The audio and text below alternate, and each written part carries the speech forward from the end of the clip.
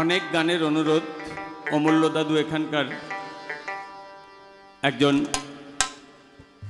উনি যতদিন জীবিত ছিলেন এই আসরে গান গেয়েছেন, আপনারা জানেন। সেই অমূল্য দাদুর একটা গান দিয়ে শুরু করি।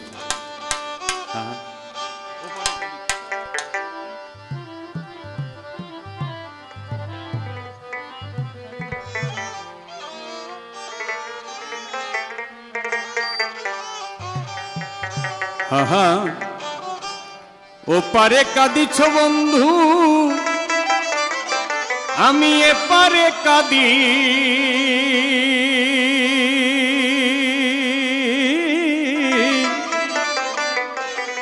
দুজনায় ঘর বাঁধিতা, না থাকলে নদী ওপারে।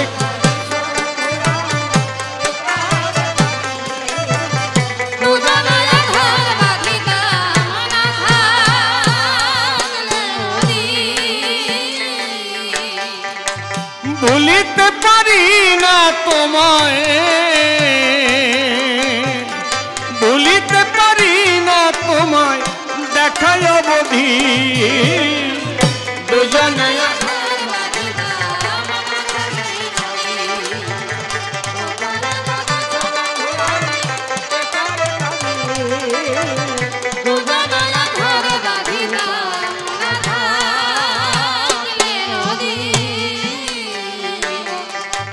নিরজনে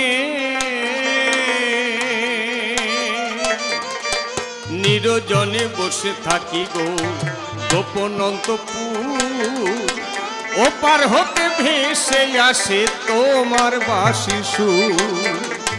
নিরজনে বসে থাকি গো গোপন অন্তপুর, ওপার হতে ভেসে আসে তোমার বাঁশি সুর। পারি না ঘরে থাকিতে,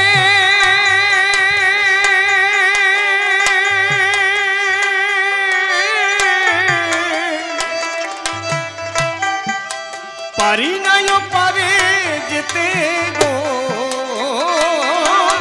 পারি না ঘরে থাকিতে, পারি না ওপারে যেতে গো। জ্বলে পুড়ে হবে মরিতে, জ্বলে পুড়ে হবে মরিতে, বিধির কি বিধি। দুজনে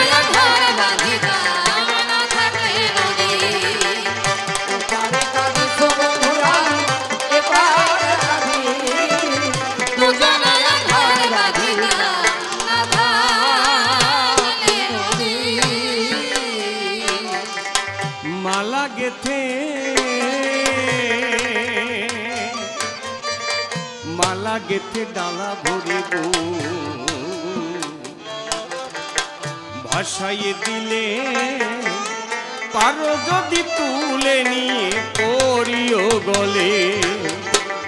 মালা গেথে ডালা ভরিব, ভাসাইয়ে দিলে পারো যদি তুলে নিয়ে পড়িও গলে।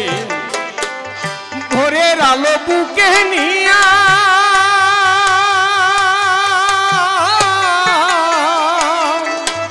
ওপারে থেকে দাঁড়াইয়া গো,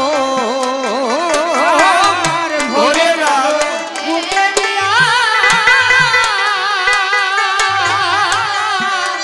ওপারে থেকে দাঁড়াইয়া গো।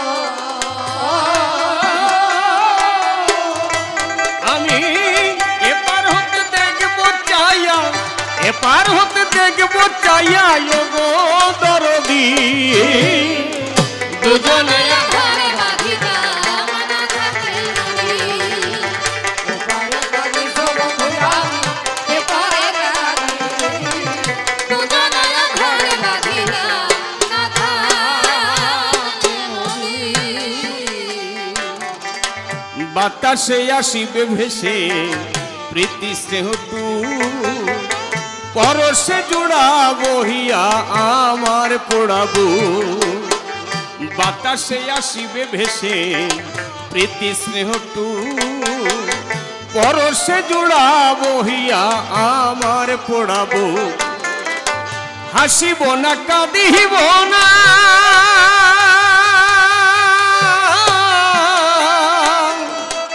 এইটুকু মনের সান্ত্বনা গো, হাসিব না কাঁদিব না,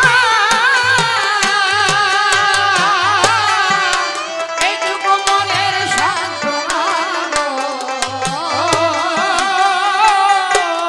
ডাকলে আর সাড়া পাবে না, ডাকলে আর সাড়া পাবে না ওলো নদী, দুজনে ঘরে বাঁধিনা না থাকে নদী, ওপারে কাঁদি বন্ধুরাই এপারে কাঁদি, দুজনে ঘরে বাঁধিনা না থাকলে নদী। অমূল্য কয়ে অমূল্য কয়লো সখী বুঝে দেখা কালো রূপে নয়ন দেওয়ার জ্বালাটা কেমন, অমূল্য কয়লো সখী বুঝে দেখা কালো রূপে নয়ন দেওয়ার জ্বালাটা কেমন, মনের মানুষ ধ্যানে নিয়া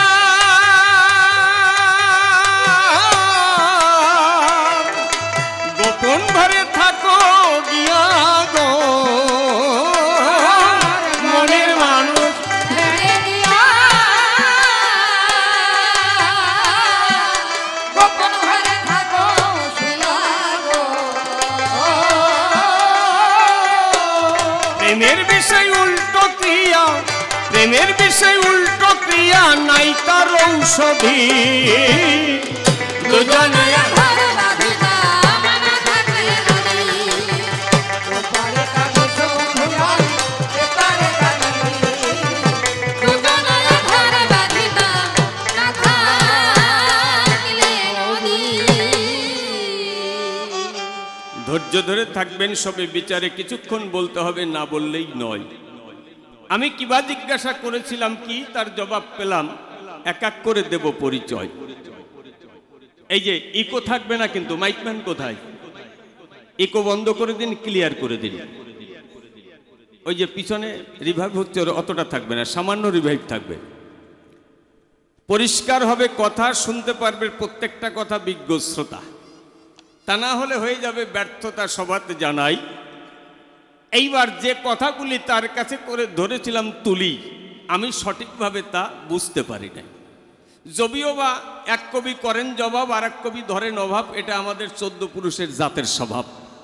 কিন্তু আমি করি বর্ণনা কবিয়ালার স্বভাব মতে দাঁড়িয়ে সভ্য সব হাতে, আমি তার কোনো অভাব ধরব না। আমি যে যুক্তিগুলি সবার মধ্যে ধরব তুলি, আপনারা বিচার করবেন তার যুক্তি আছে কিনা।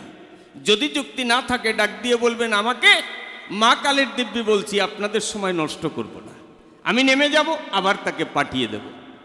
বলেছিলাম তাহার ধারে বলো একটু ব্যাখ্যা করে, স্বধর্ম আচরণকে তুমি বাহ্য বললে কিসের দায়?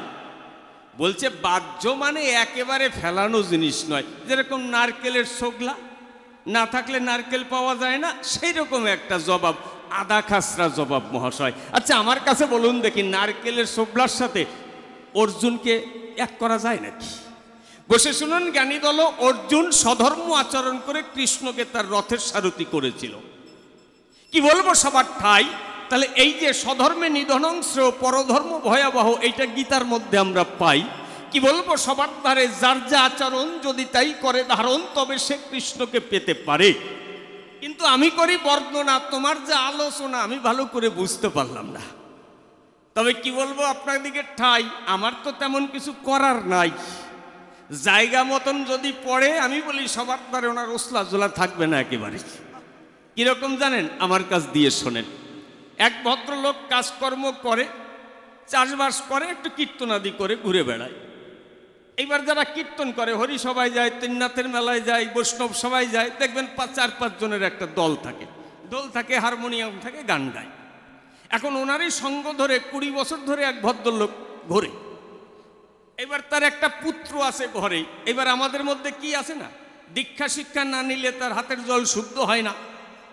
এখন ওই ভদ্রলোক দেখে তাই যত গুড়িগিরি করে ঘুরে ফেরে তাদের মধ্যে বেশিরভাগই ভদ্রতা সভ্যতা নাই, খালি পয়সার জন্য ঘুরে ফেরে বিভিন্ন রকমের কুসংস্কারে জড়াইয়ে পড়ে। এখন ছেলেটাকে কার কাছ থেকে দীক্ষা দেবে? ও দেখলো ভেবে আমি যার সাথে কীর্তন করে বেড়াই উনি গোসাই না হলেও সৎ মানুষ, ওনার মতন সৎ আমি আর দেখি নাই।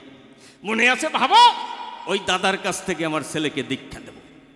একদিন গিয়ে বলছে, দাদা কথা নেবে, আমার ছেলেটাকে আপনি দীক্ষা দেবেন। উনি করে বর্ণনা, ভাই তুমি আর লোক পেলে না, আমি কি ওই সমস্ত গোসাইগিরি করে খাই? আমি সংসারী মানুষ, আমার নাই তেমন কাণ্ডজ্ঞান হুশ। দিন অন্তে সারাদিন কাজ করি, তারপর একটু হরিনাম করি, তোমাদের সঙ্গ করি, আমার মধ্যে সাধুত্ব ঠাধুত্ব গুরুগিরি গুরুতত্ত্ব কিছু নাই। কিছুদিন পরে আবার গিয়ে ধরে, না দাদা আমার ছেলেটারে দীক্ষা দিতেই হবে। বলছে, বললাম না আমার পক্ষে সম্ভব না, অন্য বড় বড় গুরুদেব আছে তাদের কাছে যাও। উনি করে বর্ণনা, এই যত গুরুগিরি করে এর গেলাম আমি অনেকের ধারে, কিন্তু আমার মনের মতন হয় না। কথা নেন, আপনি আমার ছেলের দীক্ষা দেন। এখন বারে বারে গিয়ে যদি কাউকে কেউ ধরে, কয়দিন অস্বীকার করতে পারে? এইবার বলছে, ঠিক আছে অমুক মাসের 36 তারিখ আপনার ছেলের দীক্ষা দেব। এখন ওই তারিখ ঠিক হয়ে গেছে। উনি করেছে বর্ণনা, দীক্ষা তোমার ছেলেরে দেব, কিন্তু পাশের বাড়িরও কাউকে বলা যাবে না, কারণ ওই দেবে আর একজনে ধরবে, আর একজনে আসবে, এই তারপরে দীক্ষা দিতে হবে। দিন তারিখ ঠিক হয়েছে, দীক্ষা দিতে চলে গেছে, ঘরে দরজা দিয়ে দীক্ষা দিয়েছে। এইবার দীক্ষার পরে দেখে ধুতি, পাঞ্জাবি, গেঞ্জি, আন্ডার প্যান্ট, ছাতি, তারপরে জুতো আর 101 টাকা দক্ষিণা। সে সময় কাগজের টাকা ছিল না, কাঁচা রূপোর টাকা। ও চিন্তা করে, হিয়ায় দীক্ষা দিলে এত কিছু পাওয়া যায়, তা আমি কাজ করে চাষ করে খাবো কিসের দায়? মনে আছে ভাবো, এরপরে আমি এই দীক্ষা দিয়ে গুরুগিরি করে খাবো। দেখেন এই লোভ কি করে আসে। তবে মনে করি, ভাবো না, মাত্র 365 জনকে দীক্ষা দেব, তার বেশি দেব না, কারণ 365 দিনে 1 বছর হয়। ও দেখলো ভেবে, যদি একদিন করে গুরু শিষ্যর বাড়িতে যায়, তাহলে এই 365 দিনে 1 বছর হয়ে যাবে। যা খাদ্য খাবার রেগুলার নিত্য নতুন দেবে, জামা কাপড় দেবে, আর যা দক্ষিণা পাবে, সংসার চলে যাবে। ও কোনো অ্যাসিস্ট্যান্টও রাখে নাই। এইবার 365 জনকে গুনে গুনে দীক্ষা দিয়েছে। এবার 3-4 মাস হয়ে গেছে, ওই শিষ্য বাড়িতে বেরিয়েছে 50 কিলো আটার এই সিমেন্টের বস্তার মতন কাপড় দিয়ে একটা ব্যাগ বানিয়ে ওইটা ঘাড়ে নিয়ে শিষ্য মহল দিয়ে ঘোরে। কোনো অ্যাসিস্ট্যান্ট নাই, কারণ কি, যদি একজন রাখে তার ভার বহন করতে হয়। এই ঘুরতে ঘুরতে কেউ 1 পয়সা, কেউ 2 পয়সা, কেউ 5 পয়সা, এরকম দিতে দিতে ব্যাগ প্রায় ভরে গেছে। এবার চিন্তা করে, চলে যাই একটু ঘরে রেখে দিয়ে আবার শিষ্য মহলে যাই।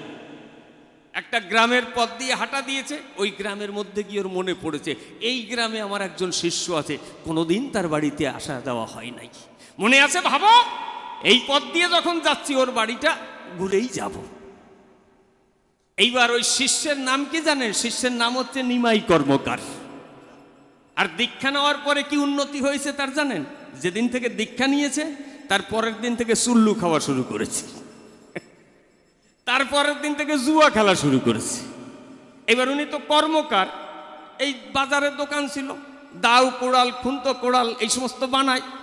এবার ওই জুয়া খেলতে খেলতে আর চুল্লু খেতে খেতে দোকান চৌপাট হয়ে গেছে। এইবার ওনার গিন্নি বাবুর বাড়িতে কাজ করে, টাকা পয়সা নিয়ে আসে ঘরে, আর উনি জোর করে কেড়ে নেয়। আর যদি বলে দেব না, তাহলে ওই যে মুগুর মার্কা ধোলাই সালসা ওই খাওয়াই।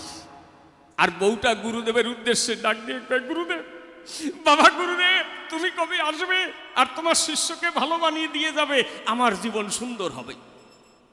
বিকেল 3টের সময় বাবুর বাড়ির থেকে এসে উঠোনে ঝাড় দিচ্ছে, আর গুরুদেব সেই সময় গিয়ে সামনে দাঁড়িয়েছে।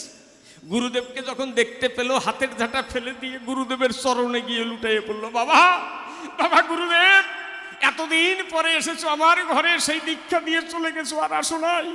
আমরা পাপী, তোমার ভজন জানি না, সাধন জানি না, যত্ন করতে পারি না।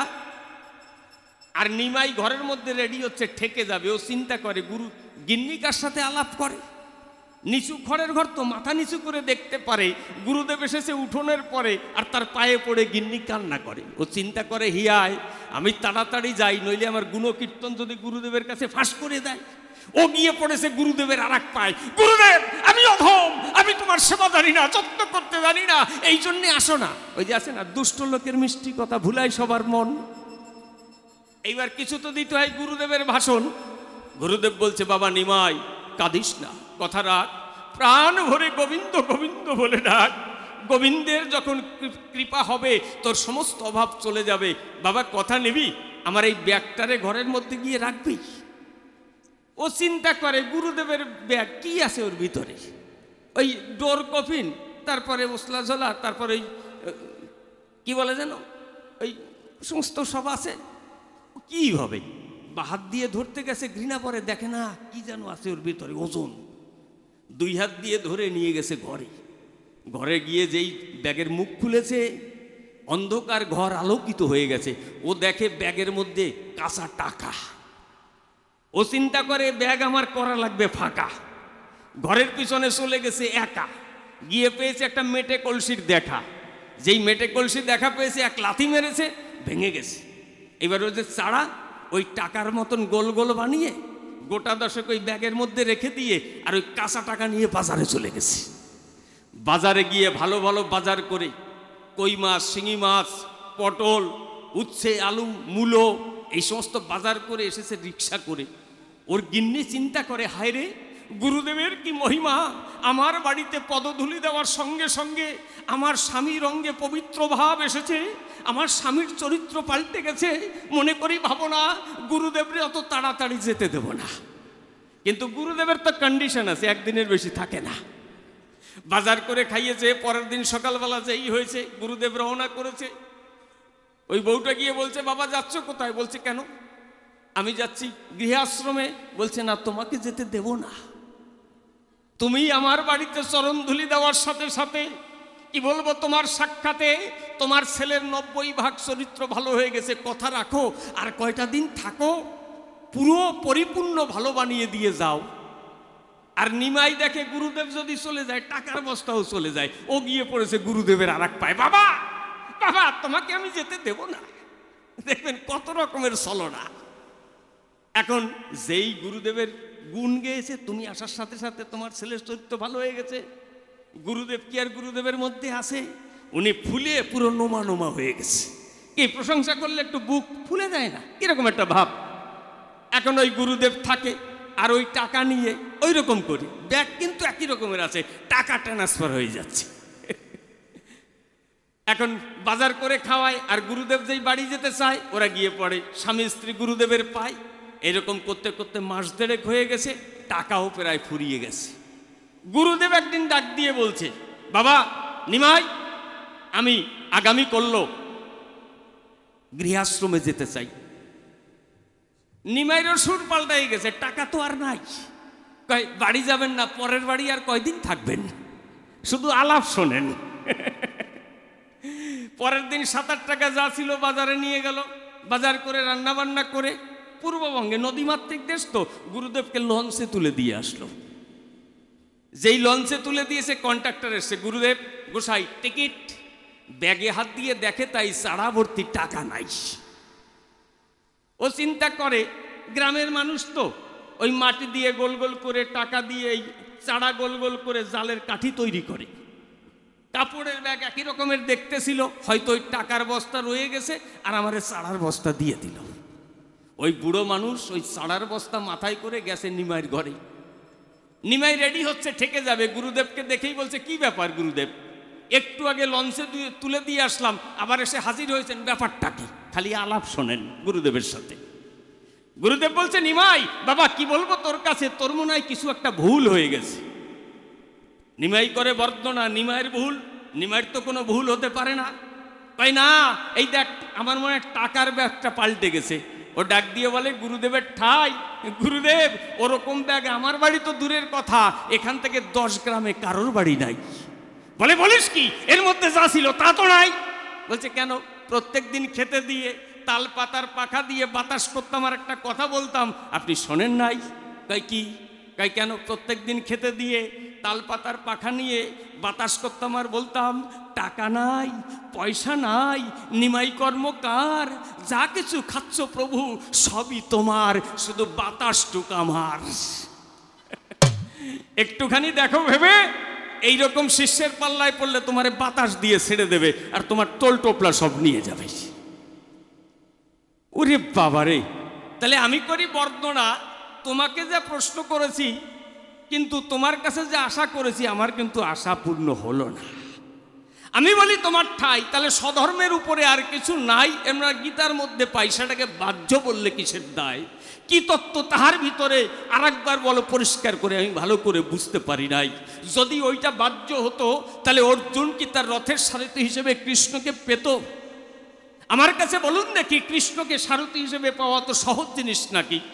কি বলবো সবার ধারে। তারপরে বলেছে কি, সব ভার দাও কৃষ্ণের উপরে। তিনি নিজে কি বলেছেন, সর্বধর্মান পরিত্যাজ্যং মামেকং শরণং ব্রজ অহংকার সর্বপাপেভ্য মোক্ষয়িষ্যামি মা শুচ। হে অর্জুন, কথা নাও, সমস্ত ধর্ম পরিত্যাগ করে আমার চরণ পরে শরণ নাও। মনে আছে ভাবো, তোমার সর্বপাপ হইতে আমি মুক্ত করে দেব। তাহলে কৃষ্ণ জনার্দন হলেন যিনি, এই কথা বলেছিলেন তিনি। তাহলে এখানে আমরা একটা কি কাহিনী জানি, প্রহ্লাদ ভক্ত হলেন যিনি নিজের সব কিছু কৃষ্ণের উপরে দিয়েছিলেন। তিনি বাবা যখন বিষের বাটি দিয়েছিল, তাহলে কৃষ্ণকে যখন স্মরণ করে সেই বিষ পান করেছিল, ভগবান গোবিন্দ সেই বিষ পান করে অমৃতের বাটিতে ভরিয়ে দিয়েছিল। কি বলবো সবার ঠাই, তাহলে বিষ পান করেও কৃষ্ণ নাম স্মরণ করে প্রহ্লাদ কিন্তু মরে নাই। কি বলবো সবার ধারে। তাহলে যদি কেউ নিজেকে এইরকম করে সমর্পণ করতে পারে, কৃষ্ণের উপরে অর্পণ করতে পারে, আমার কাছে বলো দেখি, তার চাইতে বড় ভক্ত এই জগতে কেউ হয় নাকি? এখন তো বলতেছেন না, ওনারা কিছু বলতে পারলেন না যে তুমি যা বলছো তা হচ্ছে না। হ্যাঁ বলবেন তো, এবার মনে থাকবে তো? হ্যাঁ, তা ঠিক আছে। এখন বলছে হ্যাঁ, একটু আগে জানা ছিল না। তাহলে কি বলবো সবার ধারে, দেখুন আর একটু চিন্তা করি। যেরকম তারপরে বলছে স্বধর্ম ত্যাগ এই শব্দ সার, প্রভু কহে এহ বাহ্য আগু কহবার। স্বধর্ম ত্যাগ কে করেছিল? স্বধর্ম ত্যাগ কোন ভক্ত করেছিল? দেখবেন রামায়ণে বিভীষণ, সে রাক্ষস ধর্ম পরিত্যাগ করে শরণ নিয়েছিল রামচন্দ্রের চরণের পরে। যখন সীতা হরণ করে নিয়ে গিয়েছিল রাবণ, বিভীষণ হলেন যিনি রাবণকে গিয়ে বলেছিলেন, তিনি জগৎ মাতা লক্ষ্মীকে তুমি ছেড়ে দাও। এখন রাবণ করেছিল বর্ণনা, তোর জায়গা এখানে হবে না। যখন লাঠি দিয়েছিল, ওই লাঠি খেয়ে গিয়ে রামচন্দ্রের চরণে আশ্রয় নিয়েছিল। এইবার অনেকে তো স্বার্থের তরে জায়গা নেয়, স্বার্থ কেটে গেলে তারপরে কেটে পড়ে মহাশয়। বিভীষণ কিন্তু তা নয়। যখন রাবণের সমস্ত সন্তান হইলেও নিধন, দেখবেন রাবণের একটা কথা আছে, 1,00,000 পুত্র আমার 1,00,000 নাতি, একজনও না রইল আমার বংশে দিতে বাতি, আছে না? যখন সবাই মারা গেল, ওই বিভীষণের পুত্র তরুণী সেন ওই লঙ্কেশ্বরের কাছে গিয়েছিল, জ্যাঠামণি কথা নেবে, আমাকে যুদ্ধে যাবার জন্য অনুমতি দেবে? লঙ্কেশ্বর করে বর্ণনা, তুমি বাচ্চা, তোমাকে আমি অনুমতি দিতে পারি না। কারণ কোনো নাবালককে যুদ্ধে পাঠানো ঠিক নয়। একটুখানি দেখো ভেবে, তোমাকে পাঠালে রামচন্দ্র ভাববে আমার মাথা খারাপ হয়ে গেছে। কারণ স্বর্ণলঙ্কার অধীশ্বর রাবণ যেই জন আপনাদিগের আছে জানা, বেনিয়মের কোনো কাম সে করে না। যখন এই কথা বলেছিল, তরুণী সেন আবার বসেছিল, জেঠু আমি কিন্তু যুদ্ধে যাবই যাব। তখন তাকে অনুমতি দিল। কি বলবো সবার কাছে জয় রাম শ্রীরাম বলে ভাসিয়া চোখের জলে যখন গিয়ে সে যুদ্ধে অবতীর্ণ হয়েছে, রামচন্দ্র দূর থেকে যখন দেখতে পায়, আর রাম নামের ধ্বনি যখন তার কর্ণগোচর হয়, রামচন্দ্র করে বর্ণনা, মিত্র এ কে? আমার ভক্ত, এর সাথে তো যুদ্ধ করা যায় না।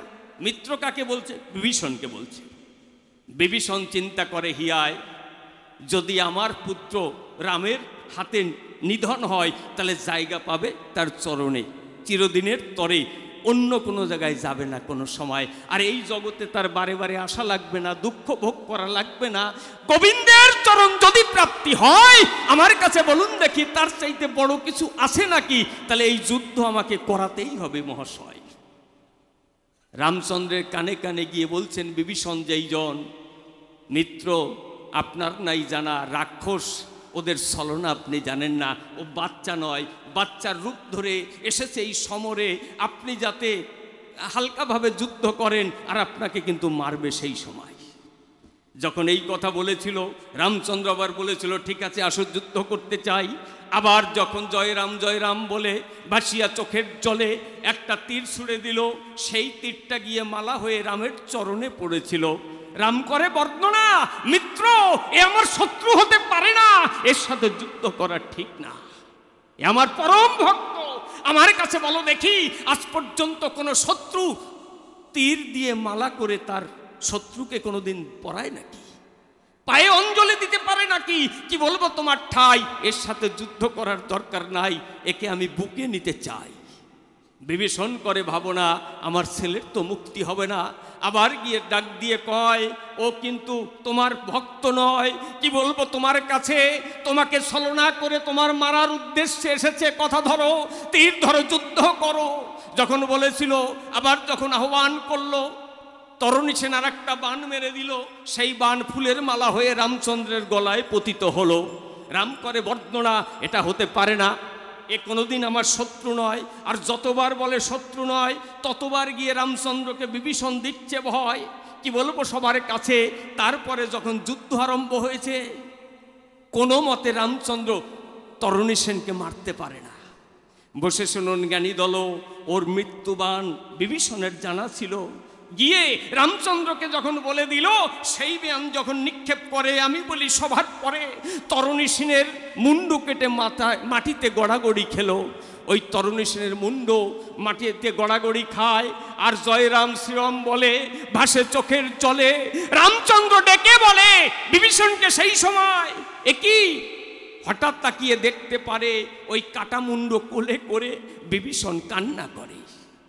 রামচন্দ্র গিয়ে বলছে, মিত্র এই শত্রুর মুন্ড কোলে করে তুমি কাঁদছ কিসের দায়? দাঁড়ায় বলে রামচন্দ্রের স্থলে, প্রভু আপনাকে বলি খুলে, এ আমার একমাত্র ছেলে। বলছে বলো কি, তোমার ছেলে? তুমি বললে রাক্ষস, এদের ছলনার অভাব নাই। তাহলে তুমি যদি বলতে তোমার পুত্র ধরিয়ে সেই সূত্র, আমি কোনোদিন যুদ্ধ করতাম না, তোমারে জানাই। ও যদি আমাদের সবাইকেও মেরে ফেলতো, আমি করি বর্ণনা, তবু আমি ওর সাথে যুদ্ধ করতাম না। তুমি কেন সত্যি কথা বললে না? বিভীষণ বলছে, প্রভু আমি যদি সত্যি কথা বলতাম, তাহলে আমার পুত্র কোনোদিন মুক্তি পেত না। এই রাক্ষস কুলে জন্ম নিত, বারে বারে সেই অপকর্মের সঙ্গী হতো। আমার কাছে বলো দেখি, আমি পিতা হিসেবে আমার পুত্র এইরকম খারাপ সঙ্গে থাকুক, এটা কোনো দিন চাইতে পারি নাকি? এই জগতে পিতামাতা যারা সন্তানের সুখের জন্য, সন্তানের সবচাইতে পবিত্রতার জন্য কষ্ট করে, তারা কি দেব পরিচয়? নিজে চোর হলেও তার সন্তান যেন ভালো হয়, সাধু হয়, এই প্রচেষ্টা করে, সবসময় করে না? বাবা যদি চুরি করেও খায়, সে কোনো সময় চিন্তা করে যে আমার ছেলেটা যেন চোর হয়? হয় না। বাবা যদি অশিক্ষিত হয়, তবুও নিজের ছেলেকে শিক্ষিত করতে চায়। মনে করুন ধারণা, এই জন্যে বাবা মার উদ্দেশ্য সন্তান সুখে থাকুক, ভালো জায়গায় বসবাস করুক। আপনার চরণে জায়গা পেয়েছে, এর চাইতে বড় জায়গা পৃথিবীতে আর হয় না। আচ্ছা বলো তো আমার ধারে, তাহলে যে ভগবানের চরণকে আশ্রয় করে নিজের জাত কুলমান বিসর্জন দিয়ে নিজের পুত্রকে পর্যন্ত বলিদান দিতে পারে, আমার কাছে বলো দেখি, এর চাইতে বড় প্রমাণ, এর চাইতে বড় কিছু জগতের বুকে আর নিদর্শন হতে পারে নাকি? তুমি বলো মমধারে, তাকে তুমি বাহ্য বললে কিসের তরে? এর চাইতে কি নিদর্শন আছে চরাচরে?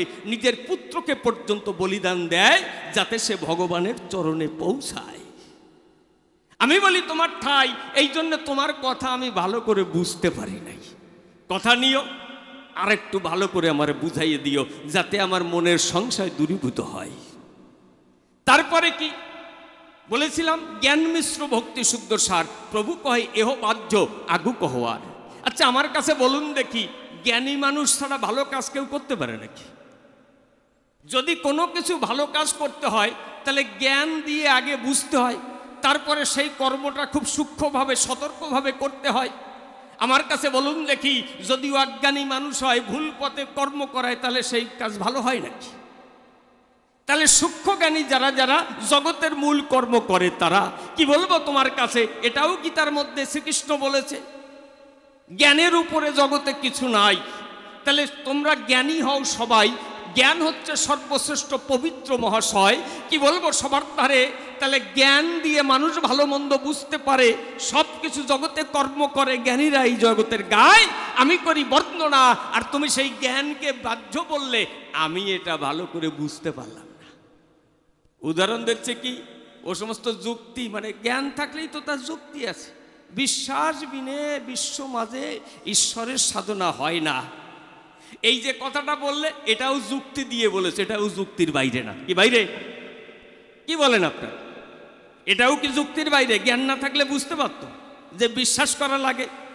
তাহলে কি বলবো সবার ধারে, জ্ঞান থাকলে পরে সে বুঝতে পারে ঈশ্বরকে বিশ্বাস করার দরকার হয়।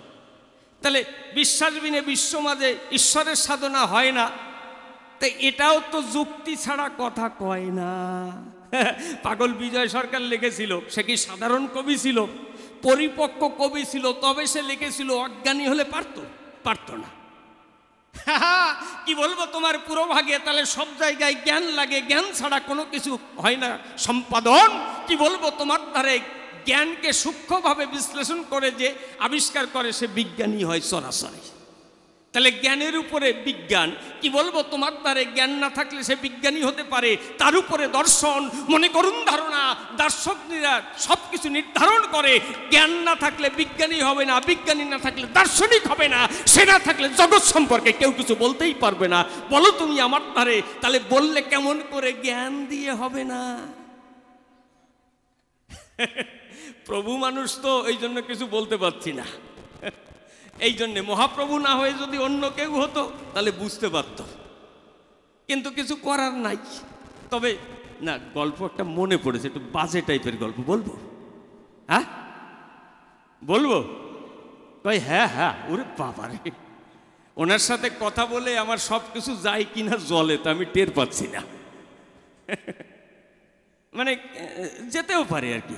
মানে এক ভদ্রলোক 10 টাকা দিয়ে একটা জাঙ্গিয়া কিনেছে। এখন 10 টাকা জাঙ্গিয়া কিনে 3 বছর ইউজ করেছে। এখন 3 বছর ব্যবহার করার পরে ছিদ্র হয়ে গেছে, একেবারে ব্যবহার করার মতো নাই। তো 3 মাস পরিষ্কার করে নাই, মানে ধোয় নাই। এখন 3 মাস না ধুয়ে যদি কেউ জাঙ্গিয়া ব্যবহার করে, তার পচা গন্ধের ঠেলায় কেউ ঘরে থাকতে পারে? মানে উপর থেকে ঘামটাম তো ওইখানে গিয়ে জড়ো হয়, আর তা যদি পরিষ্কার না করে, মানে এমন পচা বাজে গন্ধ হয়েছে, ঘরে টেকা হচ্ছে দায়। মানে যদি কারোর সাথে গন্ডগোল লাগে, তাহলে তারে গুলি করা লাগবে না, বোম মারা লাগবে না, ওই জাঙ্গিয়ে ছুঁড়ে মারলেই সেটা হাট ফেল হবে সেই জায়গায়। এই রকমের গন্ধ। এখন ভদ্রলোক রাগের চোটে আর বাসে না মোটে, ওই জাঙ্গিয়া ধরে নিয়ে গেছে ঘরের পিছনে। দেখে রান্নাঘরে একটা পাটকাঠি আছে, তাতে ঝুলিয়ে রেখে চলে এসে। একটু পরে ওনার গিন্নি ছাই ফেলতে গেছে, গিয়ে দেখে ওনার কর্তার সেই 10 টাকার জাঙ্গিয়া ওই বেড়ায় ঝুলানো আছে। ওর গিন্নি করে, ভাবো না, এ জাঙ্গিয়া আমি ফেলবো না, 10 টাকা দিয়ে আমার কর্তা কিনেছে, মনে আছে, ভাবো এই জাঙ্গিয়া ধুয়ে নিয়ে ভাতের হাঁড়ি মোছার নুড়ি কাপড় বানাবো। মাঝিব বের করেছে। এখন উনি সুন্দর ওই জাঙ্গিয়া ধুয়ে ভাতের হাঁড়ি মোছার নুড়ি কাপড় বানিয়েছে। উনিও 3 বছর ভাতের হাঁড়ি মুছেছে। প্রথমে একটু কষ্ট গন্ধ এসছে আর কি, পরে ঠিক হয়ে গেছে। এখন 3 বছর পরে গুঁড়ো হয়ে যাচ্ছে, ধরা যাচ্ছে না। ওই বউটাও 3 মাস ধোয় নাই। আচ্ছা, 3 মাস না দিয়ে যদি ছাই, ফ্যান, কালি এই সমস্ত মোছে, ওর মধ্যে কিছু আছে, পোকা কিলবিল করছে আর দুর্গন্ধ বেরোচ্ছে। ওর আগের চোটে পাচ্ছে না মোটে, ওই জাঙ্গিয়া ধরে নিয়ে ঘরের পিছনে গিয়ে আগুন ধরিয়ে দিয়েছে। একটু পরে ওনার কর্তা ওইখানে গেছে, গিয়ে দেখে তাই ওনার সেই 10 টাকার জাঙ্গিয়া পুড়ে হয়ে গেছে ছাই। উনি করে, ভাবো না, এ ছাই আমি ফেলবো না, মনে আছে, ভাবো এই ছাই দিয়ে আমি দাঁতের মাজন বানাবো।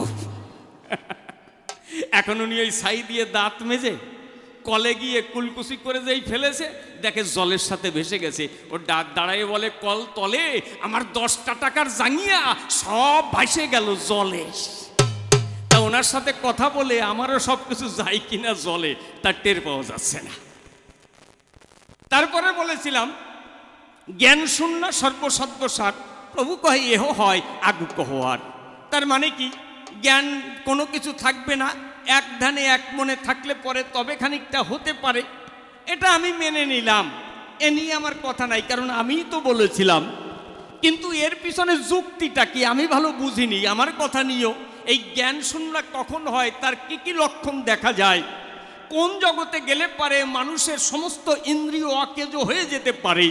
মনে করুন ধারণা রিপুর কর্ম আর থাকবে না, সব কিছুর বাইরে করে চলে যায়, অতীন্দ্রিয়ের দেশে যাবে, তখন গিয়ে সে ওই ভাব হবে, তাকে জ্ঞান শূন্য বলা হয়। সব কিছু থাকবে কিন্তু কোনো কিছু থাকবে না, এটা কোন সাধনা সেইটা একটু করো আলোচনা। তোমার কাছ থেকে আমি জানতে চাই, আমার কাছে বলুন দেখি, খালি জ্ঞান শূন্য বললেই কি জ্ঞান শূন্য হয় নাকি? আমি তাকাই আছি, দেখবো না, এটা তো অত সহজ জিনিস না। তাহলে তাকিয়ে থাকবো, দেখবো না কেমন করে? কোন জগতে গেলে পরে এই বাহ্যিক দর্শন থাকবে না রে, আত্মিক জগতে উন্নতি লাভ করবে মহাশয়। তুমি আমার কথা মানো, সেই তত্ত্ব সমাজে আনো, যাতে মানুষের প্রকৃতপক্ষে উন্নতি হয়। খালি জ্ঞান শূন্য বললে তো হবে না।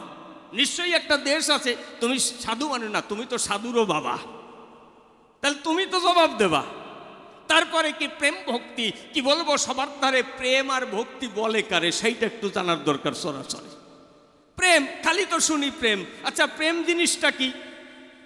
কি বলবো, সবার পাশে প্রেম কোন জায়গার থেকে আসে, কোথায় গিয়ে বাসা বাঁধে, সে কি করে স্থায়িত্ব লাভ করে, কি আছে প্রেমের ভেতরে, তার সব কিছু ব্যাখ্যা করে বলো সবার ঠাই।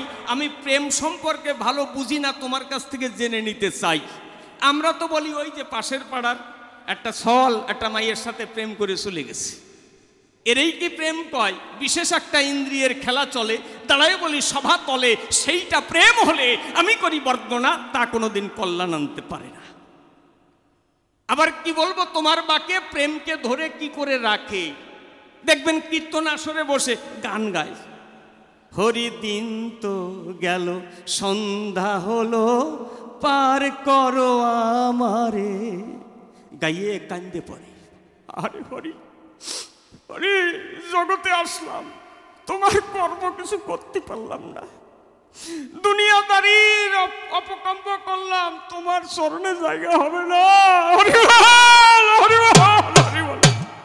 আপনারা হরি বলেন না, তো আমি এমনি বলতেছি। এই সমস্ত বলে আর ভাসে চোখের জলে, ভাসে তো। একটু পরে প্রসাদ নিয়ে মারপিট করে কাশি দিয়ে ঘাই দেয়, চাকে দিয়ে দাঁত ফেলাই দেয়, তাই না? তার মানে কি, ওই যে একটু ভাব এসেছে, ভাব আর ধরে রাখতে পারে নাই। তাহলে কি বলবো, তোমার ধারে ভাব কি করে ধরে রাখতে পারে, কেমন করে? যতই বিপদ আসুক না কেন, সে থাকবে ওই ভাবের ভিতরে। এটা আসে কোন সাধনায়? তুমি আমার কথা নেবে, সেইটা একটু বুঝাইয়ে দেবে, যাতে আমার অজ্ঞানতা যায়। কি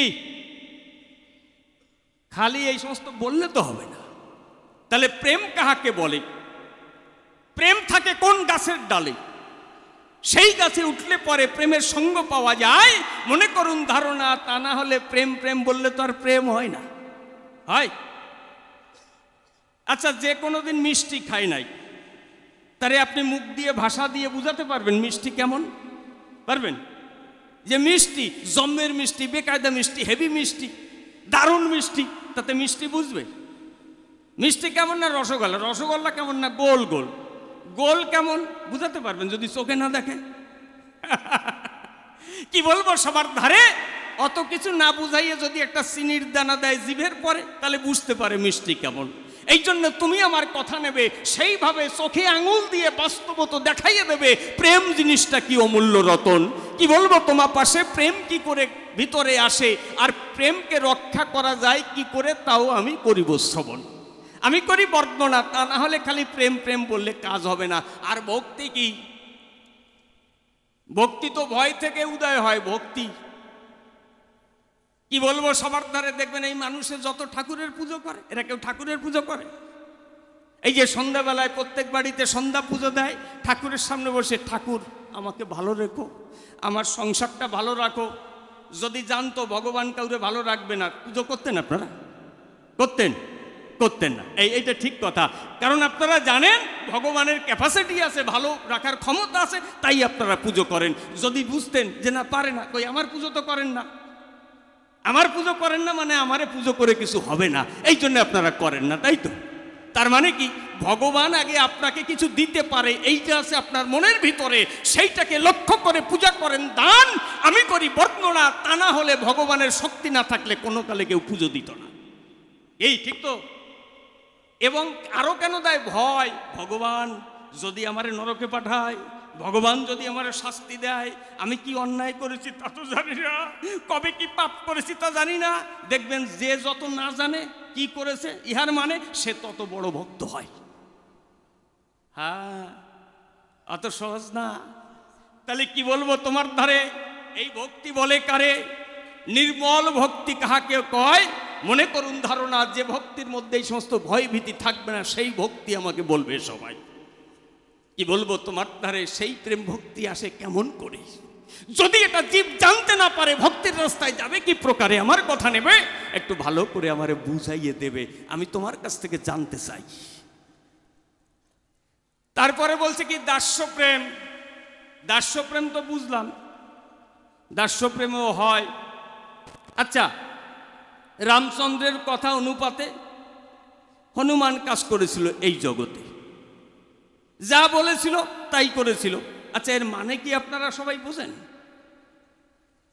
আমরা কি বুঝি সবাই যে হনুমান, রামচন্দ্র যখন স্মরণ করতেন কোথায় বীর হনুমান, অমনি করজোড়ে গিয়ে রামচন্দ্রের চরণের ধারে হনুমান বসে পড়তেন না, আদেশ করুন প্রভু। রামচন্দ্র যা বলতেন সঙ্গে সঙ্গে তাই করতেন, কিন্তু নিজের জন্য কোনোদিন কিছু চেয়েছিল প্রভু? রামচন্দ্রের কাছে কোনোদিন হনুমান কিছু চেয়েছে? আমি জঙ্গলের পশু, আমার কিছু নাই, আমারে 100 বিঘে জমি দাও, বড় একটা রাজধানী তৈরি করে দাও, আমার থাকার ঘর নাই, বলেছিলেন কোনোদিন?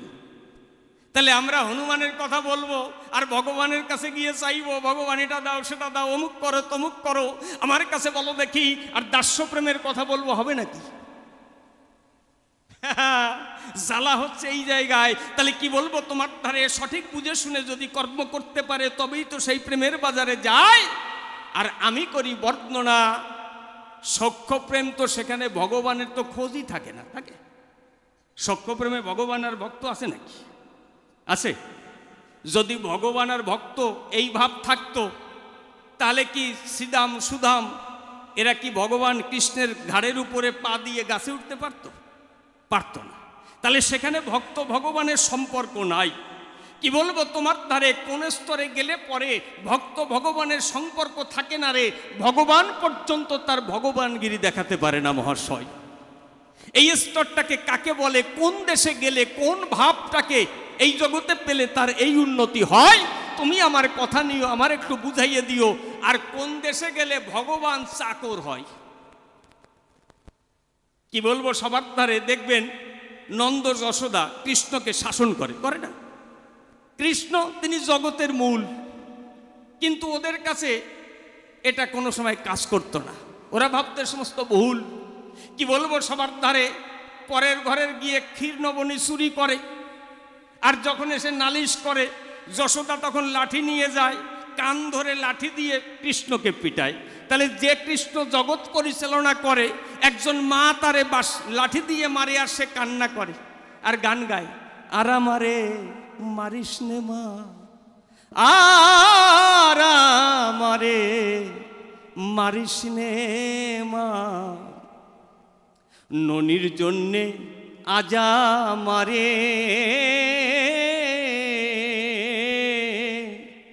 মারলি মাগো হাতে ধরে, ননির জন্যে আজা মারে,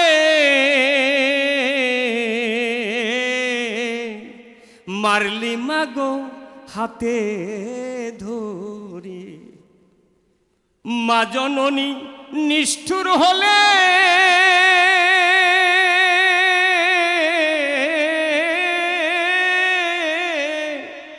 কে বুঝবে সন্তানের যন্ত্রণা, মাগো কে বুঝবে সন্তানের যন্ত্রণা, আর আমারে মারিস নে মা, আর আমারে মারিস নে মা। আচ্ছা, যশোদা যদি জানতো এই হচ্ছে প্রাণকান্ত জগতের মূল। মনে করুন ধারণা কোনোদিন কিন্তু তাহলে কৃষ্ণকে কানে ধরে মারতে পারত না। আর কৃষ্ণ মার খায় আর মায়ের চরণ ধরে আর্তনাদ জানায়, ওমা আর আমি চুরি করব না, তুই মারিস না, তুই যদি আমাকে মারিস। বলছে পরে মারে পরের ছেলে, ওমা আমি তো জানি পরের ছেলেকে পরের মায়েরা মারে, নিজের ছেলেকে মারতে পারে এ তো জানতাম না কোনো প্রকারে, তুই আমাকে মারলি। কি বলবো সবার ধারে তাহলে ভক্ত ভগবানের সম্পর্ক নাই এই বাৎসল্য প্রেমের ভিতরে, কান্তার ভিতরেও তাই স্বামী স্ত্রীর সম্পর্ক পাই। আমি বলেছিলাম তাহার ধারে যে এর চাইতে কি আছে উপরে, আমার কথা নিও, যেটা তুমি জিজ্ঞাসা করেছিলে সেইটার একটু জবাব দিও। আচ্ছা কান্তার উপরে কি আপনাদের বলেছে নাকি? আপনারা বুঝতে পেরেছেন? আমার মাথায় ঢোকে নাই, আমার তো আবার কাঠের মাথা। আমি ভালো করে বুঝতে পারি নাই। এই যে তুমি বলেছিলে ইহ উত্তম আগু কহওয়ার, এই জন্য বলেছে ইহার আগে পুষে হেন জন, এতদিন নাহি জানি আশয় ভুবন। এর আগে জিজ্ঞাসা করতে পারে কে আছে এই সংসারে, তাহলে কি তত্ত্ব তার ভিতরে, আমার কথা নিও, আমার একটু ভালো করে বুঝাইয়ে দিও। আমি বলি তোমার ঠাই আমি ভালো করে বুঝতে পারি নাই, যাক এইবার একটা গান গাই। গানের মধ্যে দিয়ে আরো কথা বলতে চাই, 2-3খানা গানের অর্ডার আছে, কয়টা আমি গাইতে পারবো তা জানি না।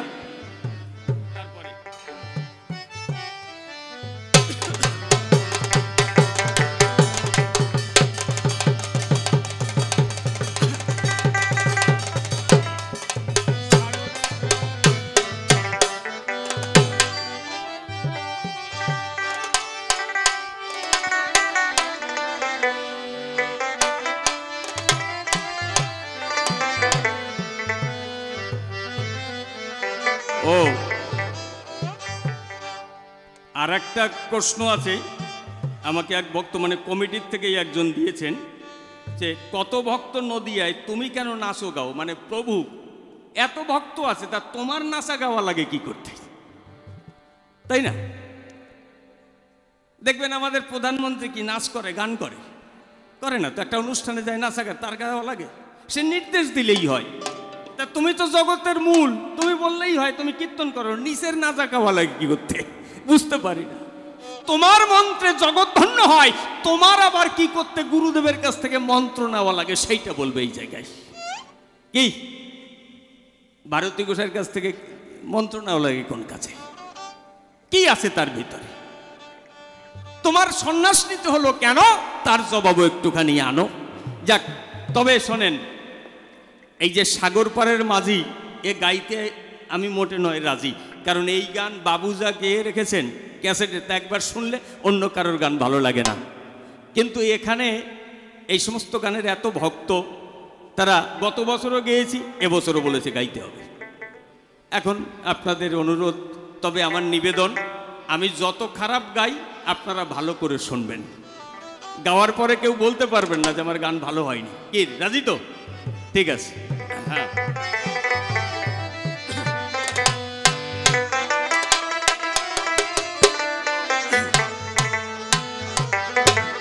হাহা সাগর পারের মাঝি তুমি রে,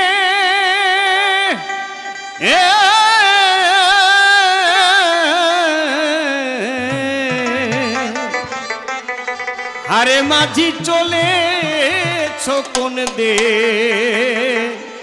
এসে,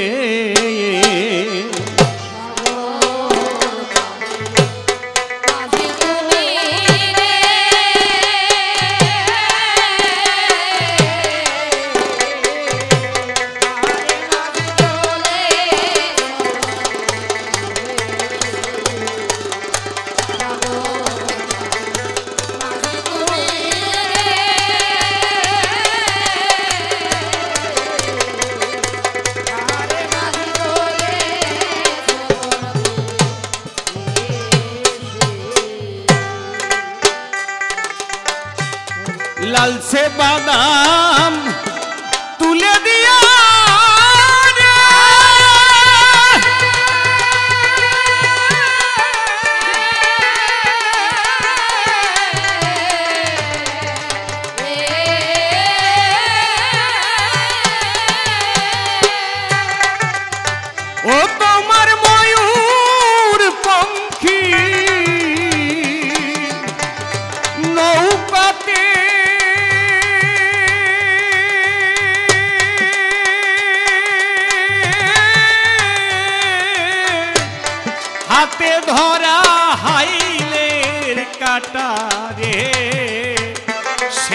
নবীন কিশোর বেশে রে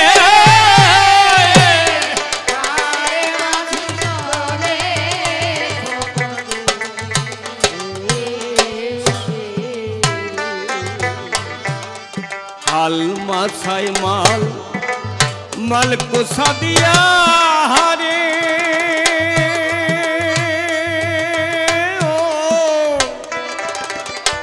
ও রে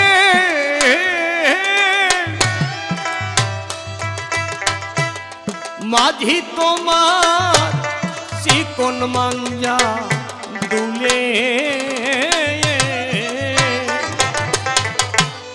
খোলা হাওয়ায় দোলা দোলা দিল রে তোমার মাথার বাবরি চুলে হাল মাথায় মাল কোছা দিয়া রে ও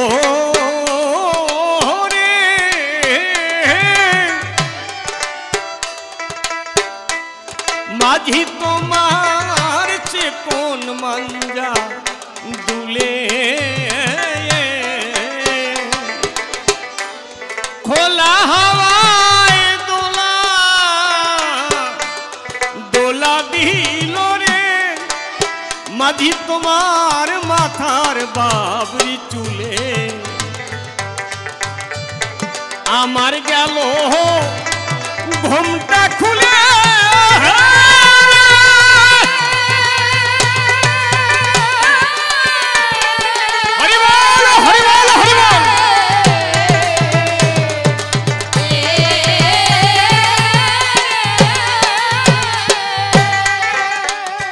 আমি দেখি তোমায় চাহিয়া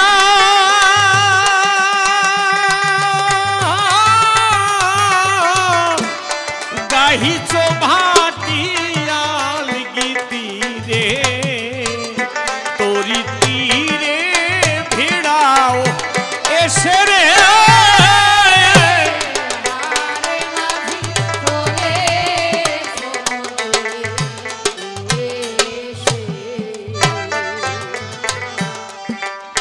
ভরা নদী গনের জোয়ারে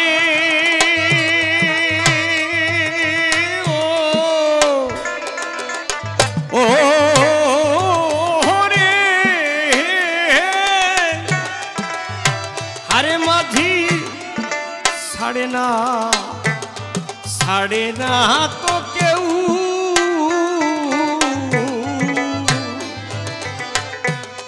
তেমনি আমার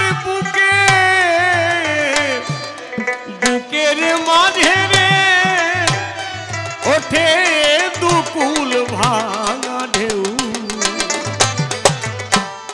ভরা নদী বনের জোয়ারে ও রে আরে মাঝি ছাড়ে না তো কেউ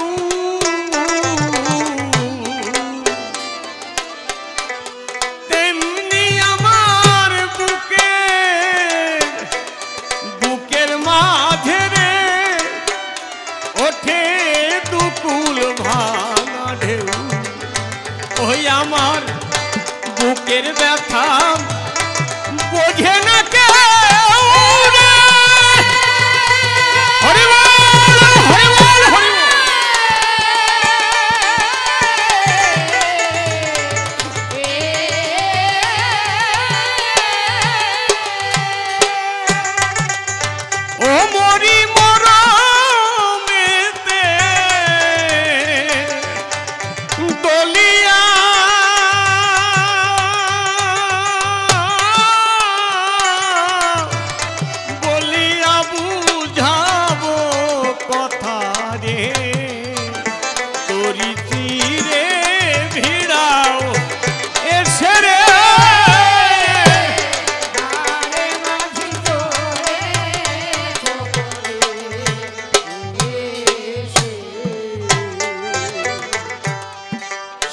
সকলে পিপাসা মেটায় রে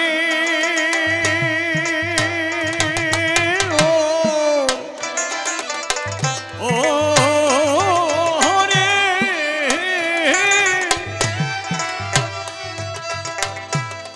হারে মাঝি এই না নদী জলে কি পিপাসা বুকে বুকে নিয়ে রে নদী সাগর মুখে ছোটে সকলে পিপাসা মেটায় রে ও রে আরে মাঝি এই না নদী জলে কি পিপাসা বুকে বুকে নিয়ে রে নদী সাগর মুখে চলে ও তার বুকে আঘাত দিয়া বলে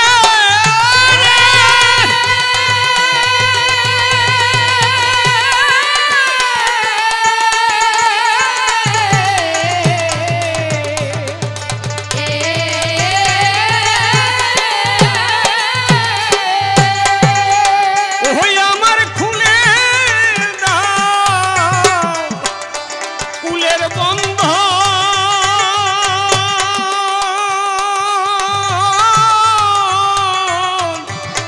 বধুয়ার দেশেতে যাব রে সে এক কুল হারায়া আবেশে রে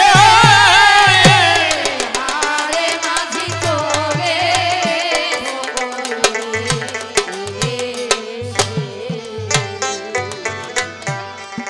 পাগল বিজয় কয় দরদি মাঝি রে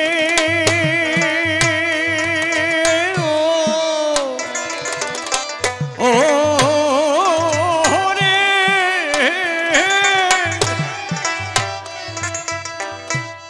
তুমি বিশ্বের মরম জানা প্রিয়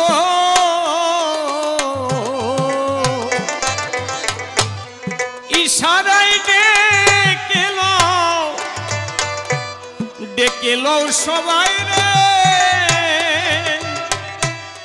উড়াইয়ে রঙিন উত্তরীয় পাগল বিজয় কয়ে দরদি মাঝি রে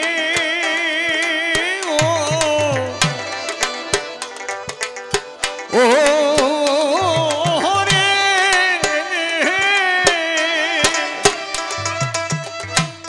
তুমি বিশ্বের মরম জানা প্রিয়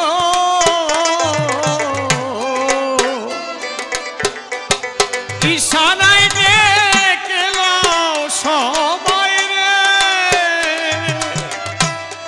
উড়াইয়ে রঙিন উত্তরীয় আমায় তোমার নৌকায় তুলে নিও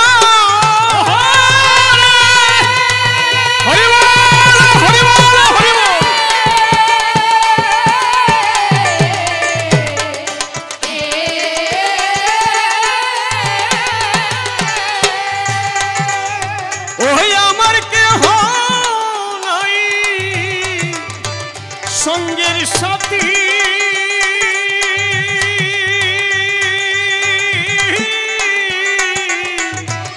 খালি হাতে নদীর কূলে রে বসে আছি দিনের বেশে রে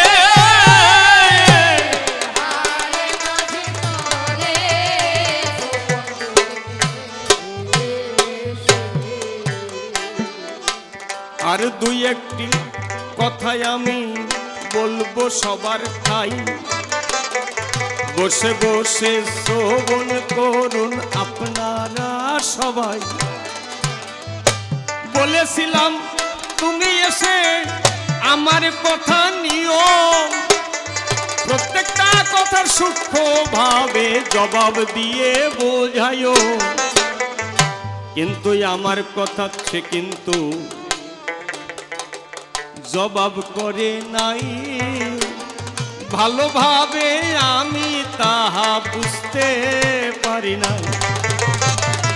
না, আমার একটা কথা ভুল হলো, তিনি ভালোভাবে জবাব করেনি এ কথা ঠিক না, তিনি করেছেন কিন্তু আমি বুঝিনি। কথায় ভুল ত্রুটি হলে ক্ষমা করবেন, এইটুকু হচ্ছে কথা। আমি যাতে বুঝতে পারি, আমার বোঝার মতন করে তুমি জবাব দিলে আমার উন্নতি হবে। মহতের সঙ্গ করা সবার পক্ষে সম্ভব নয়, আশ্রয় নিয়েছি মহাপ্রভু তোমার রাঙা পায়। তুমি যদি সঠিকভাবে না বুঝাও গো, আমি কার কাছে বাজাবো, কার কাছে গিয়ে পরম তত্ত্ব যে জানিব। এই জন্যে আরো সূক্ষ্মাতি সূক্ষ্মভাবে বোঝাইয়ে দেবে, অজ্ঞানতায় আমার তখন দূরীভূত হবে। কিন্তু কান্তা প্রেমে সব কিছু হয়, বলি তোমার ঠাই অনেক জায়গায় গিয়ে কিন্তু বিভ্রান্তিতে পড়ে যায়।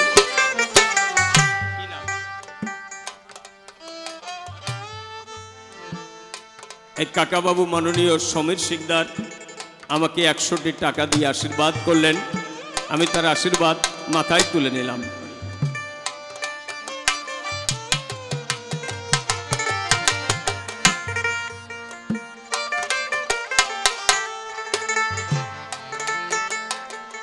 হরি বল। কারণ এই কলিহত জীব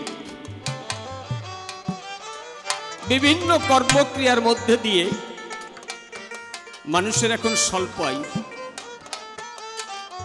কিন্তু একটা কথা আমি বুঝতে পারলাম না প্রভু, এই যে একটা কথা বলা হয় কলির জীবের অন্নগত প্রাণ আর জনিগত মন, বলি তোমার ঠাই, এই কথার মানে আমি বুঝতে পারি নাই। আচ্ছা, আপনারা এটা কিন্তু একটা গুরুত্বপূর্ণ কথা, কেউ খারাপ ভাবে নেবেন। কথাটা কি বলছে? কলির জীব, জীব মানে কি শুধু পুরুষ ছেলে? নারী পুরুষ সবাই জীব তো। তা যদি বলে অন্নগত মন প্রাণ আর জনিগত মন, তাহলে জনি তো মায়েদের, তাহলে মায়েরা কি কলির জীব না? মায়েরা একটু খেয়াল করে রাখবেন। অন্নগত প্রাণ অর্থাৎ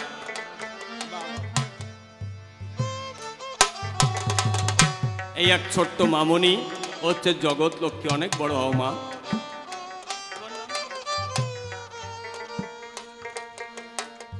রাইমা বিশ্বাস, তুমি ঐশ্বর্য রাই হও, এটুকু আশীর্বাদ করলাম।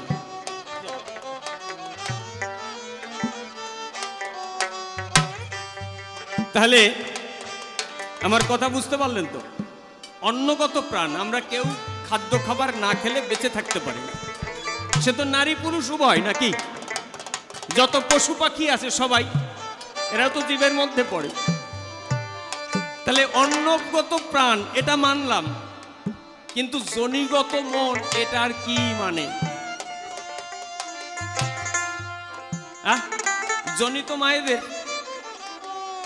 তাহলে কলির জীব বলছে, তাহলে কি খালি পুরুষ ছেলেরা জীব? মায়েরা কি জীবের মধ্যে পড়ে না?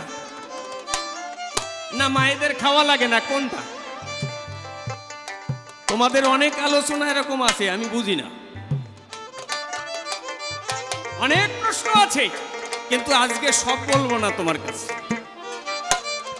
এই একটা বললাম, এটা একটু ভালো করে বুঝাই। কলির জীব বলবে, আবার বললে হরিনাম ভিন্ন গতি নাই কলির জীবের।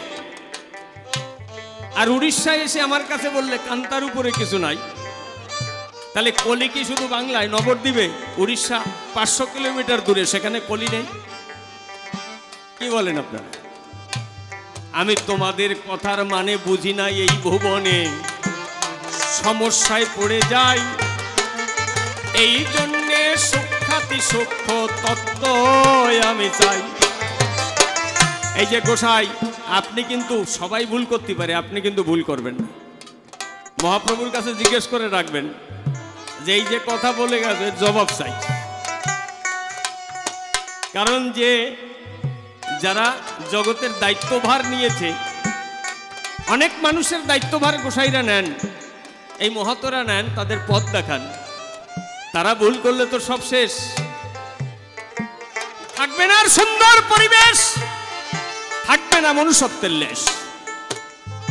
আমি তোমার কাছে অনেক কথা শুনেছি, অত কথা আমি বলতে চাই না, কিন্তু আমি যে 2-3টে পয়েন্টের উপরে বললাম, এইগুলো একটু ভালো বলবে।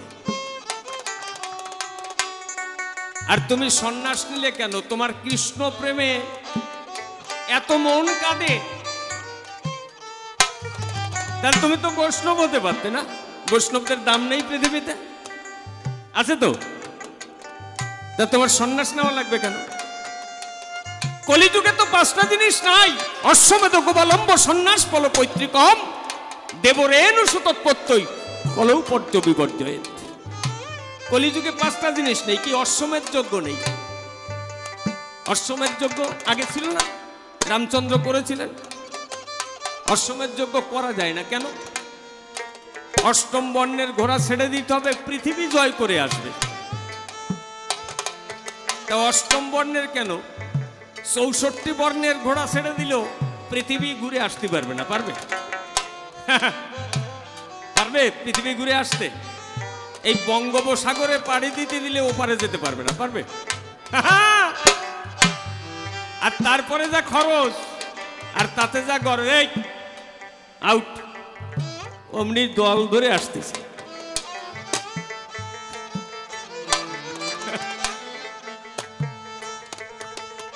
একজনকেও যেন না দেখি।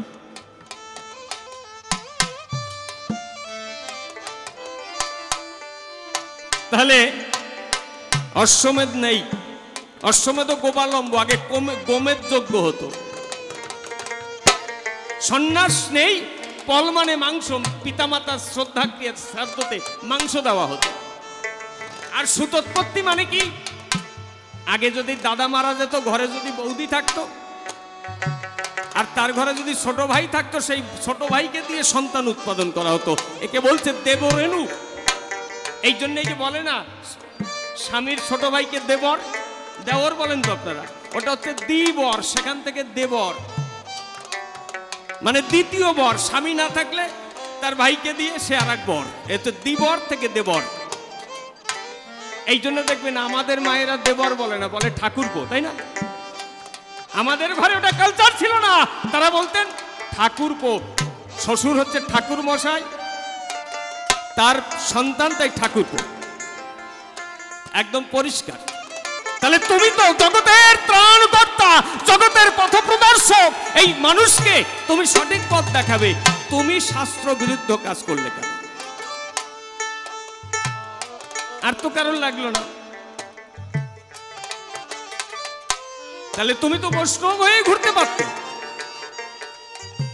আমি বুঝতে পারলাম না।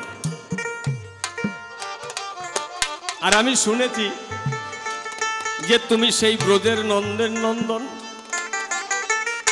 তা তোমার এখানে আসা লাগলো কি কারণ? বৃন্দাবনে তোমার কিসের অভাব ছিল? কি অভাব পূরণ করতে তুমি এসেছো এই মর্তে? নদিয়াতে এসে ধুলায় গড়াচ্ছ? ভালো করে বলে যাবে। বলি তোমার ঠাই এই দিকে সূক্ষ্মভাবে লক্ষ্য রাখা চাই, তবেই সবাই বুঝতে পারবে করি যে বর্ণনা। সবার মতন আমাকে ফাঁকি দেওয়ার চেষ্টা করো না।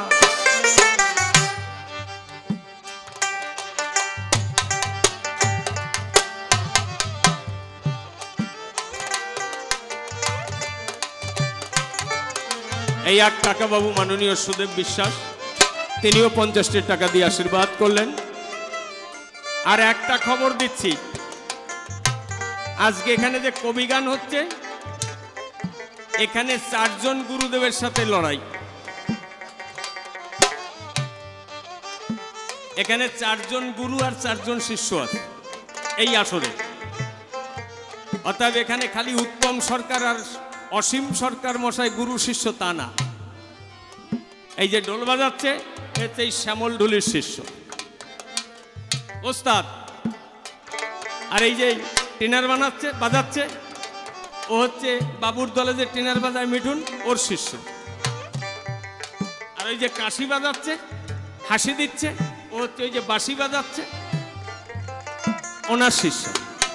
তা ও বাজায় বাঁশি আর ওর শিষ্য বাজাচ্ছে কাশি, এইটুক শুধু তফাৎ, কিন্তু সুন্দর মুখের হাসি। তাহলে খালি আমরা 2 জন কবির লড়াই বাজাচ্ছি, কবির সরকার গুরু শিষ্য না, আরো আজকে এখানে শুধু গুরু আর শিষ্য। কে যে শ্রেষ্ঠ আর কে যে নিঃস্ব তা বোঝা যাচ্ছে না। শিষ্যের সাথে লড়াই না, আজকে গুরুদের সাথে লড়াই, শিষ্যদের কোনো লড়াই না। শিষ্যরা তো লড়াই করার মতন হয়নি, এই জন্য লড়াইটা আজকে গুরুদের সাথে, শিষ্যদের সাথে না। ভালো করে যে কয়েকটি প্রশ্ন করলাম দান, সবার মধ্যে একটু তুমি দেবে সমাধান। আর আমি বলেছিলাম একবার হরি নামে যত পাপ হরে, পাতকের সাধ্য নাই তত পাপ করে। বলছে এটা কোন শাস্ত্রের ভিতরে? এই শাস্ত্রের ভিতরে না, ভক্তরা আলোচনা করে। কিন্তু এটা তো আছে, কোটি জন্ম করে যদি নাম সংকীর্তন, তথাপি না পাবে ব্রজের ব্রজেন্দ্র নন্দন। আছে না? ও গোসাই আছে তো? কোটি জন্ম করে যদি নাম সংকীর্তন, তথাপি না পাবে ব্রজের ব্রজেন্দ্র নন্দন। আচ্ছা তাহলে তুমি বলো, কোটি জন্ম যদি সংকীর্তন করে, নাম করে, তবুও ব্রজেন্দ্র নন্দন পাবে না চরাচরে, তাহলে সে নাম করে হবে নাকি? আর কোটি জন্ম পাবে কোথায়? কোটি জন্ম তো চান্স নাই। আছে আমরা জানি 80 লক্ষ জনি ভ্রমণ করে দুর্লভ মানব জন্ম পায় চরাচর, আর 4 লক্ষ বার মানুষ হয়ে ঘুরে বেড়ায়। তাহলে 80 লক্ষ জনি ভ্রমণ করে দুর্লভ মানব জন্ম পায়, 4 লক্ষ বার মানুষ হয়ে ঘুরে বেড়ায়, তাহলে 84 লক্ষ জন্ম, তাই তো? কোটি জন্ম কোথা থেকে আসবে? আর 16 লক্ষ জন্ম কি ধার করে নিয়ে আসবে? আমি এর মানে বুঝি না। তারপরে এখানেই শেষ নয়, আরো আছে। বলছে ধ্রুব, প্রহ্লাদ, নারদ, ব্যাস, শুক্করি আদি এরা যদি হরিনাম করে নিরবধি, দিনান্তে নাম করে লক্ষবার, তথাপি না পাবে ব্রজ রসে অধিকার। চমৎকার। ধ্রুব, প্রহ্লাদ, নারদ, ব্যাস, শুক্করি আদি এরা যদি হরিনাম করে নিরবধি, দিনান্তে নাম করে লক্ষবার, তথাপি না পাবে ব্রজ রসে অধিকার। কি চমৎকার! কয়জন লোক ধ্রুবর কথা আপনারা জানেন, প্রহ্লাদ ভক্তের কথা জানেন, নারদ মুনির কথা জানেন, আর শুকদেব আর ব্যাসদেব। আচ্ছা এই 5 জন বাদ দিলে ভারতবর্ষে আর কোনো সাধু ভক্ত থাকে?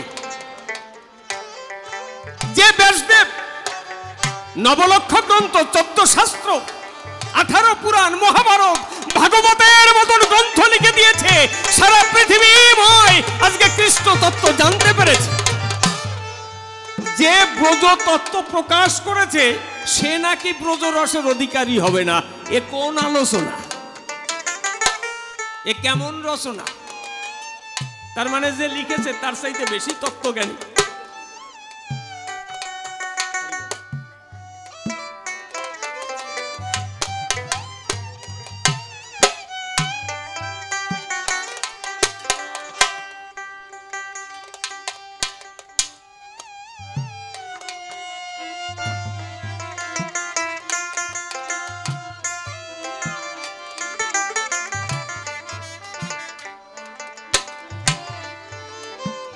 হরি বল।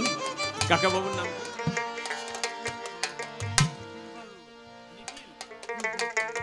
ও সুশীল বারই, ৭৯ বছর বয়স, 100 নৈহাটি বাড়ি। 100 টাকা দিয়ে আশীর্বাদ করলেন, আমি আশীর্বাদ মাথায় তুলে নিলাম। আপনারা সবাই আশীর্বাদ করবেন যেন গোবিন্দনাকে কৃপা করে। তাহলে আর যে নারদ, তিনি হচ্ছেন গোলক বৃন্দাবনের ভাগবত পাঠক। এই জগতে ব্রজতত্ত্ব এটা নারদ বলেছিলেন আর ব্যাসদেব লিখেছিলেন। তাদেরও ব্রজরসে অধিকার হবে না। এইটা যে করেছে রচনা, ঠিক করেছে না ভুল করেছে, তুমি করো একটু আলোচনা। আমি এর মানে বুঝিনি, এই জন্যে তোমার কাছে জানিতে যে চাই, হরি নামের ভিতরে কেমন করে এত ভিন্ন তত্ত্ব পাই।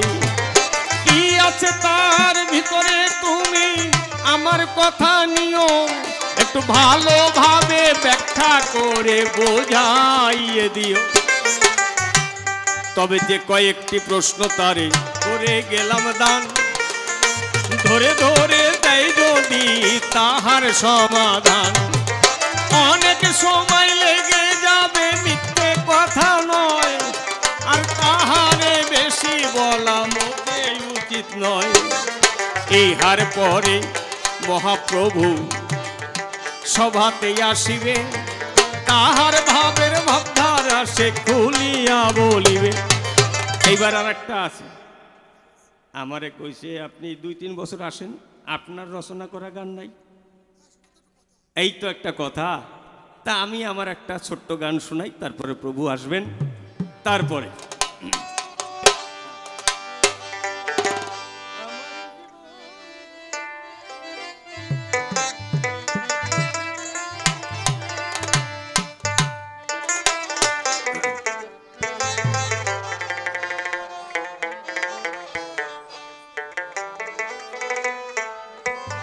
হ্যাঁ হ্যাঁ, তাহলে কি করবে? আচ্ছা হ্যাঁ হ্যাঁ, বাজাও।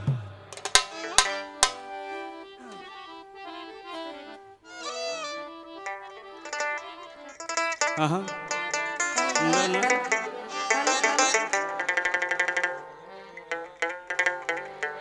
দেখেন এই গানটা এই জন্য করলাম, এই আলোচনার সাথে এই গানের সাথে মিল আছে। উনি বলেছেন ভূমিকার সাথে আলোচনার সাথে গান মিলিয়ে গাওয়াটা উচিত।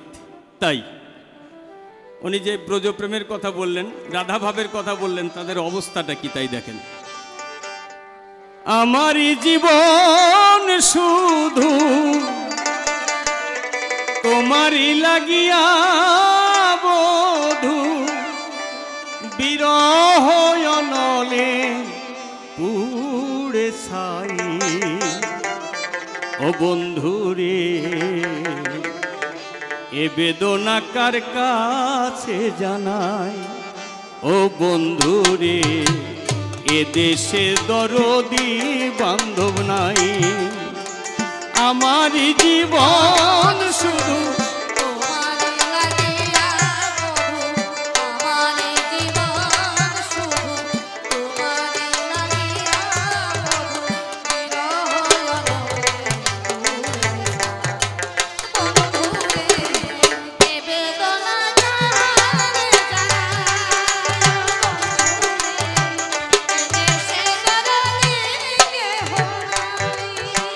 কতকাল গত হলো তোমারই আশার আশায়, জীবন নদী শুকাইল বিরহের ভাঙা বাসায়।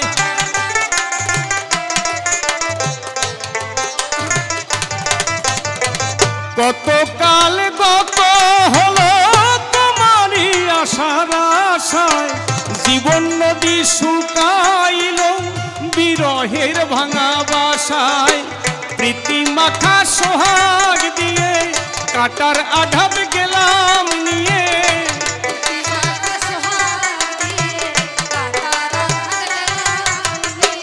প্রীতি মাখা সোহাগ দিয়ে কাটার আঘাত গেলাম নিয়ে। এ জীবনে আর কি বাঁচায় ও বন্ধু রে।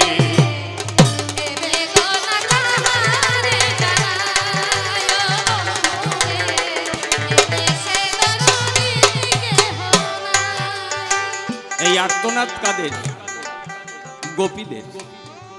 কৃষ্ণ আজ যাব কাল আসবো বলে বৃন্দাবনে তাদের ফেলে গিয়েছিল চলে, আর কোনোদিন গিয়েছিল ফিরে যাই। তাহলে তারা সবকিছু দিয়ে গোবিন্দকে ভালোবেসেছিল, কিন্তু তার পরিণামে প্রতিফল প্রতিদান তারা কি পেয়েছিল? সারা জীবন দুঃখ কষ্ট চোখের জল। তারা সংসার হারা, স্বামী হারা, সন্তান হারা, সমস্ত দেশে তাদের বদনাম। তারা কুলোটা হয়েছে, সমাজ তাদের ঘৃণা দিয়েছে। তারা সবকিছু হারিয়ে তৃণাহীনা, লাঞ্ছিতা, বঞ্চিতা। শত বৎসর ধরে বৃন্দাবনের বনে বনে তারা ঘুরেছে, শেষ পর্যন্ত তারা সরজ নদীতে আত্মহত্যা করেছে। কেন? এই যদি ভালোবাসার পরিণতি হয়, এই যদি প্রেমের পরিণতি হয়, তাহলে তার ফল কি? সেই প্রেমে মানুষের মজে কি লাভ হবে? এটা একটু জানার বিষয়।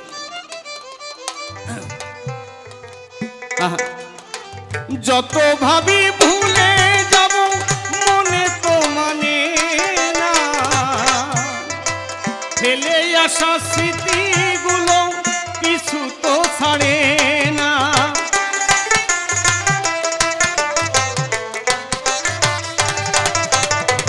যত ভাবি ভুলে যাব মনে তো মানে না, ফেলে আসা স্মৃতিগুলো কিছু তো ছাড়ে না। ভুবন ভুলানো হাসি মন প্রাণ করে উদাসী,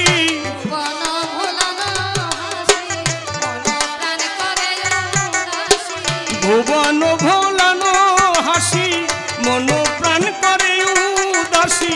বিষাদে সাগরে ভেসে যায় ও বন্ধুরে।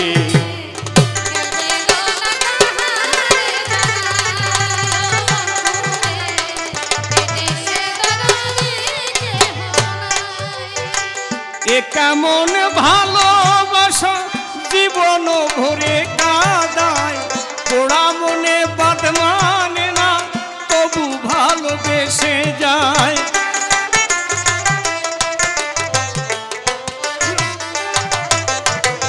এ কেমন ভালোবাসা জীবন ভরে কাঁদায়, পোড়া মনে বাদ মানে না তবু ভালোবেসে যায়।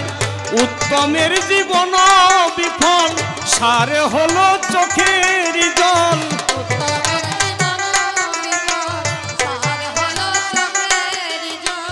উত্তমের জন্ম বিফল, সার হলো চোখের জল। বসে বসে ছাড়ি দুঃখের হাই ও বন্ধুরে।